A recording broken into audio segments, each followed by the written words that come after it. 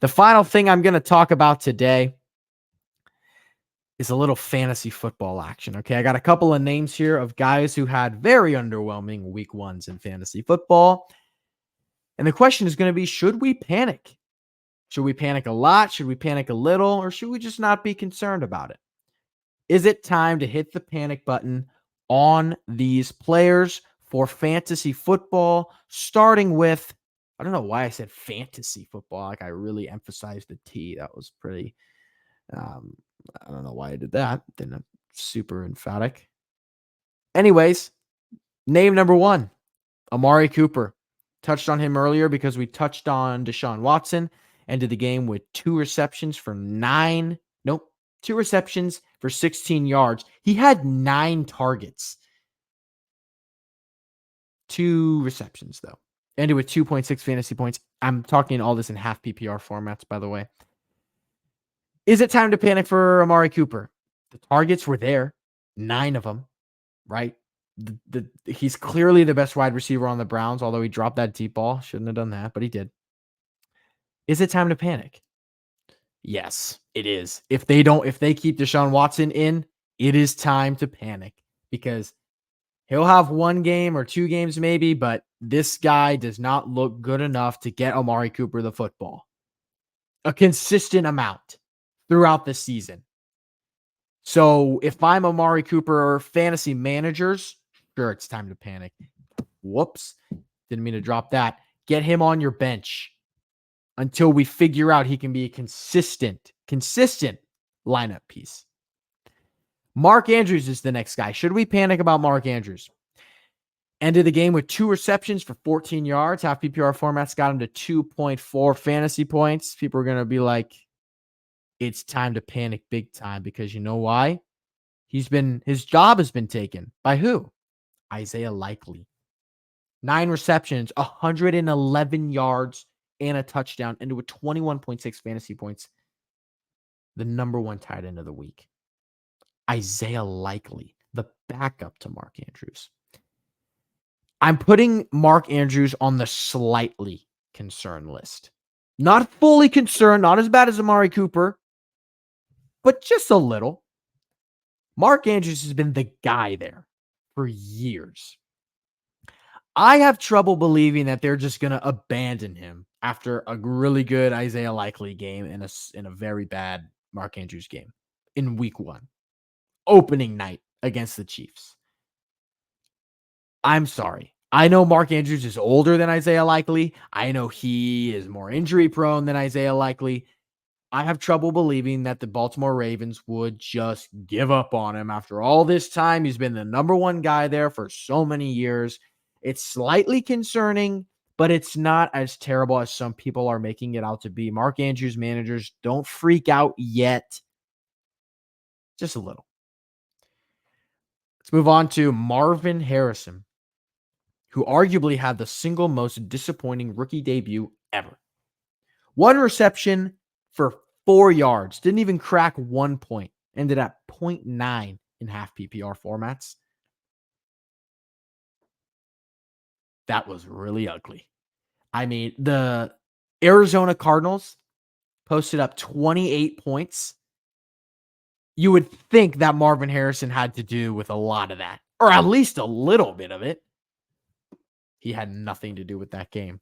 Kyler Murray had him wide open towards the end of the game on that one of those final plays, and he didn't see him and he missed him.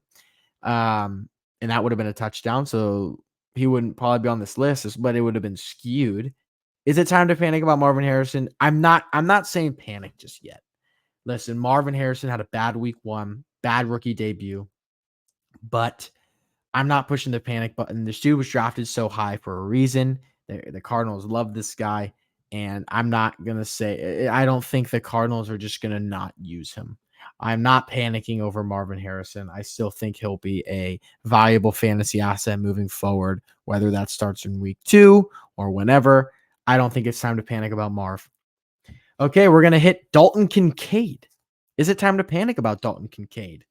A lot of people were saying, man, this guy's a league-winning tight end. League winner, Dalton Kincaid.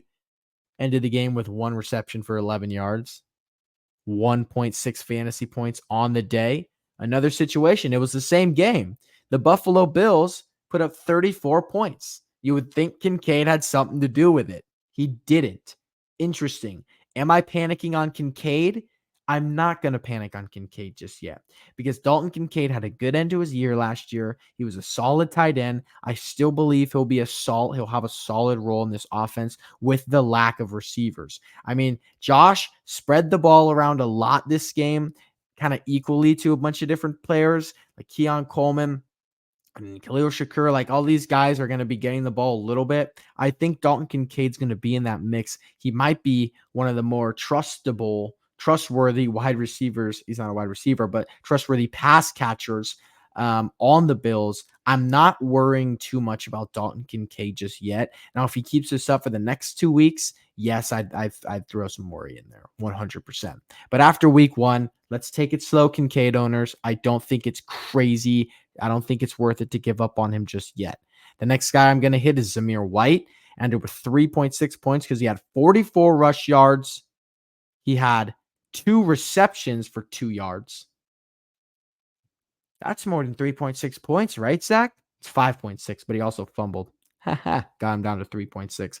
Zamir White is a guy that I was high on coming into the season. Actually was.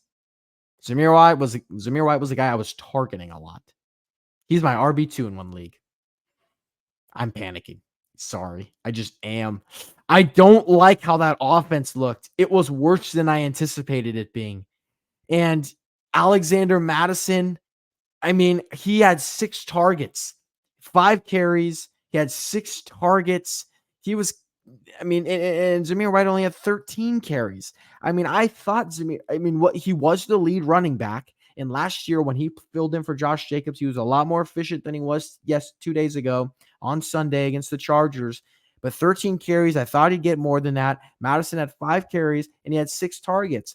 Alexander Mattison seems like more of the pass-catching back, had 43 receiving yards, right? So it's not just tiny passes. Like, he's making moves, and he's going. Okay, so Alexander Mattison seems like the pass-catching back here.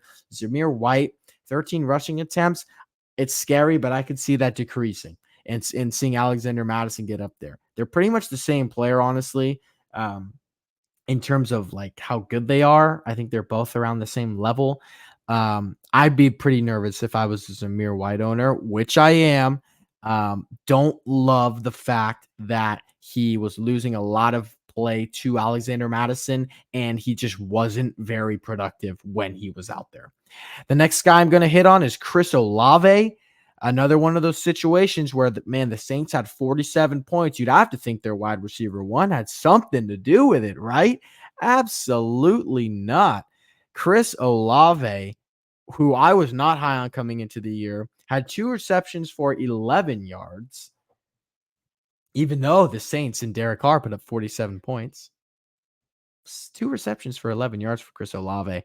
I just didn't think – I was not high on Chris Olave coming into the season because I didn't think the Saints offense was going to be that great.